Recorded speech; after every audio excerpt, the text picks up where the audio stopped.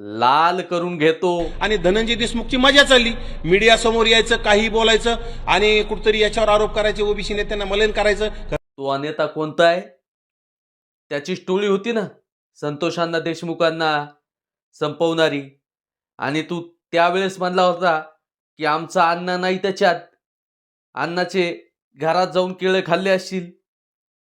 एक सांगेल, हरामखोरा, त्याच्या मागे संपूर्ण मास्टर माइंड तू जो नेता म्हणतो ना ते सुद्धा आहे. आणि त्याचमुळे महाराष्ट्रातला तमाम मराठा समाज त्याला मंत्री करण्यापासून विरोध करतो आहे.